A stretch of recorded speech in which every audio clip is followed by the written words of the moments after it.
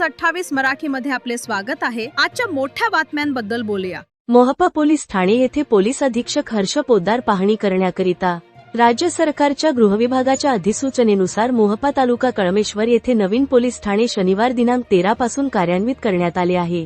त्यामुळे नागपूर ग्रामीण पोलीस अधीक्षक कार्यालयांतर्गत एकूण पोलीस ठाण्यांची संख्या आता 33 झाली आहे।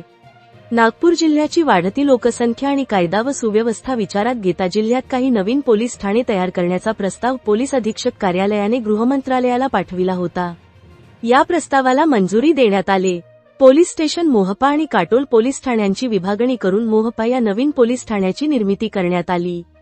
पोलीस अधीक्षक हर्ष पोद्दार यांनी नुकतीच मोहपा पोलीस ठाण्याला शुक्रवारला भेट देऊन नवीन पोलीस ठाण्यातील प्रशासकीय व भौतिक सुविधांची पाहणी केली। या नवीन ठाण्यामुळे कायदा व सुव्यवस्था कायम राखणे, विविध गुन्ह्यांना आळा घालणे, नागरिकांच्या तक्रारींवर तातडीने कारवाई करणे अधिक परिणामकारक झाले आहे। नागरिकांनी पोलीस प्रशासनाला सहकार्य करून त्यांच्या तक्रारी, माहिती व मदतीसाठी मोहपा पोलीस ठाण्याशी संपर्क साधावा, असे आवाहन पोलीस अधीक्षक हर्ष पोद्दार यांनी केले। तर यावेळी उपविभागीय पोलीस अधिकारी सागर खर्डे, कळमेश्वर पोलीस स्टेशनचे पोलीस निरीक्षक मनोज काळबांडे, पाहेश्वर हनवते, एपीआय राजकुमार त्रिपाठी, पीएसआय प्रशांत खोब्रागडे व खुफिया टीम व होमगार्ड टीम उपस्थित होते। नागपूर ग्रामीण रिपोर्टर इशिका धार्मिकची रिपोर्ट।